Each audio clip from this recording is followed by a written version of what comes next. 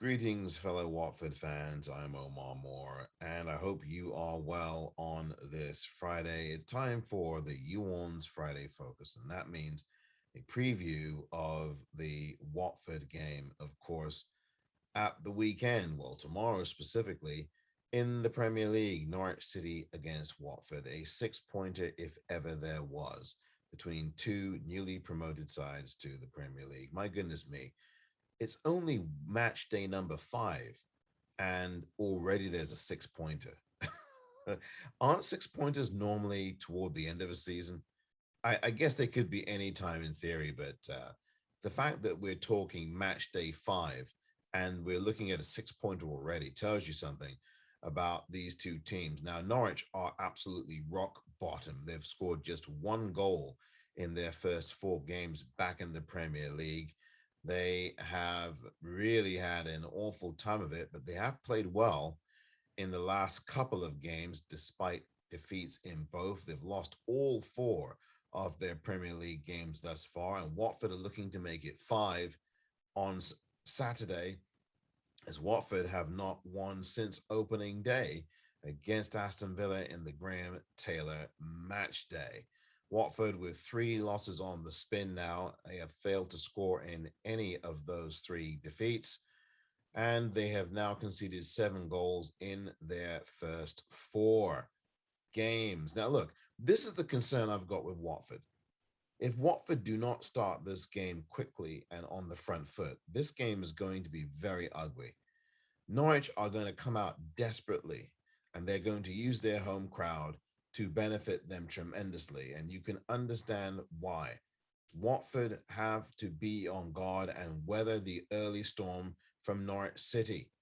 And Watford themselves have to take the initiative and go forward and bring about a mentality in their play that seeks forward thinking, quick movement, aggressive play into the box, and also a good sense of where people are on the pitch. For goodness sakes, we need players who are going to link up better. We need better activity from the midfield. We need more creativity from the midfield. And I expect that on Saturday, Watford are going to make that count in that boiler room area, if you will, in the middle of the park. It is going to be a game decided in that area of the field, I think. And yes, you could talk perhaps about a change in personnel. You could talk perhaps about a change in formation. You could talk perhaps about the way Watford set out their stall and the tempo of the game. But for me, the biggest thing that is going to be a factor in this game is the mentality of the football club when it comes out to play. Watford FC, I am referring to. If the mentality is not right, it doesn't matter who is on that field for Watford. You could put Tufan out there, you could put Pele out there, for goodness sakes. If the mentality is not correct, that team is not coming away with 3 points. However, I think the mentality is going to be right. I think Watford are going to be on a mission tomorrow, a mission from mercy. For mercy, I mean, I think they are absolutely coming out to play tomorrow. That's my prediction. And I really don't like to make predictions as such, particularly on these podcasts or on these videos, but I'm going to at great risk. But I think Watford are going to win this game. I think they're going to find a way to do it. I don't know what the score is going to be. I don't care what the score is going to be as long as Watford are on the greater end of the scoreline and not on the weaker end of it. And that's what I'm expecting. I think that it's going to be a lively game. I can say that. I think there's going to be a lot of physicality in this game. And I think Watford can expect a lot of that, as they have in previous trips to Norwich, a lot of physicality, a tight game, and decided on the margins. Watford will have to build on that last away performance at Spurs. You have to really forget this Wolves game now. The Wolves game, Watford did not perform in that second half. We've gone over that ad infinitum about how Watford failed to perform at all in that second half. The defense was at sixes and sevens. Sierralta had a mare. It was absolutely shambolic in that second half. But I think Watford now have a platform to build on that away performance at Spurs. And that's really what they've got to be looking at here, building on the away game where they were so good. defensively, disciplined, good game management. It was just the goalkeeping mistake that undid them. And the defending was marvelous on that day. I thought that they defended superbly. I think they defended even better in the Spurs game than they did against Aston Villa, and they won the Villa game. But again, Watford have to build on that last away performance. And for me, that's going to be something I hope that they've worked on. I'm sure they have worked on set piece defending. I'm sure they've worked on set pieces on the offensive end of the field. I'm sure they have worked on the midfield and how that movement in midfield is going to be. I think the movement of midfield, the movement of the personnel in midfield is also going to be important. Watford have to get on the front foot. They have to score in the first 10 minutes of this game, I think, because you score first against Norwich, they're back on their heels. And particularly at home, the crowd will get on them. They'll get on top of them. It's a tight ground, Carrow Road. It's got lots of atmosphere, but when it's not going well for the home team, you will hear the groans, you will hear the nervousness, you will hear the murmuring, and Watford will have to feed off of that. And for those of you who are going to Carrow Road, I hope that you have a good time. Watford fans, be safe out there and get behind the team. I know you always do. When I've gone on away games, the away support, our away support is always really solid, rock solid, and really good.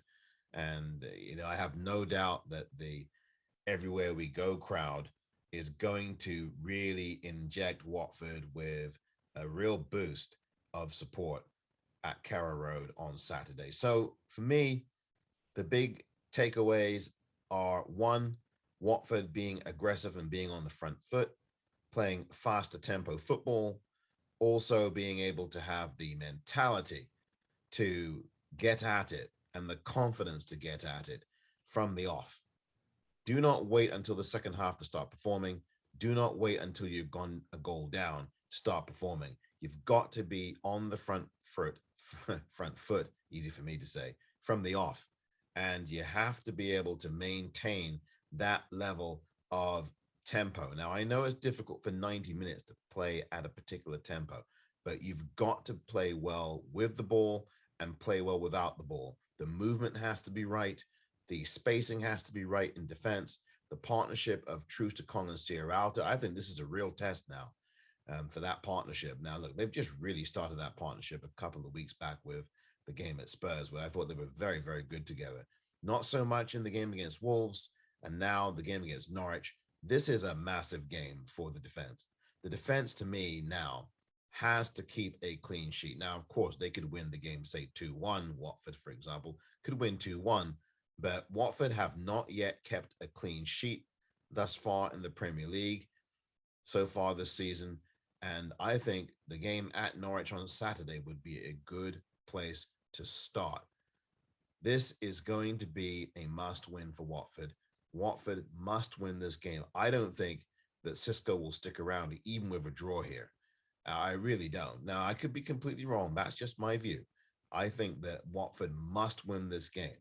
And not just for Cisco to keep his job, but for Watford to start moving away from the part of the table where us fans start to get a bit more nervous. I continue to maintain that we're not really going to be able to make the proper assessments about Watford really until we get to games 8, 9, and 10. But we already all know with our own two eyes, and we can see that after 4 games at least, it has not been very encouraging in terms of the defense, nor in terms of the way the midfield is linking with the forward play. In fact, it's not really motoring at all, is it now? I think the jury is still out on Sissoko. I think he's had some flashes of good play, and he played well at Spurs in particular, I think. But I really would like to see what he does. And I think we'll still find out in another couple of games what he's all about. Danny Rose, I think, has not been bad, but I think he can step things up. I think after the Crystal Palace performance, I thought that this game that he played against Wolves was not one of his better games.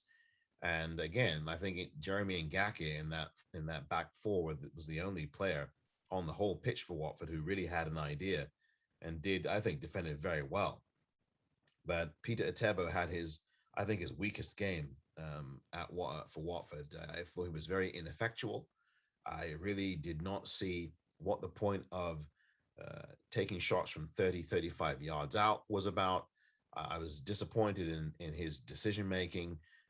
You can't have, as I said before, you cannot have your holding midfielder taking shots from 30 yards out. That is a problem. And I expect that Cisco and company and the lads have rectified this issue. And with the other issues, Cisco's been talking all week about how he feels that the team, and he talked about it these last couple of days, how he feels that this team has really been doing well in the training throughout the week. He's been very pleased with it. Well, let's see how that translates to the field on Saturday against Norwich City. This is a massive, massive game. You don't have to tell any Watford fan that. You don't have to tell anybody that, and certainly not these Watford players. But I have complete faith and confidence that they're going to get the job done, and we will find out if they indeed do. I think they will. Stay tuned.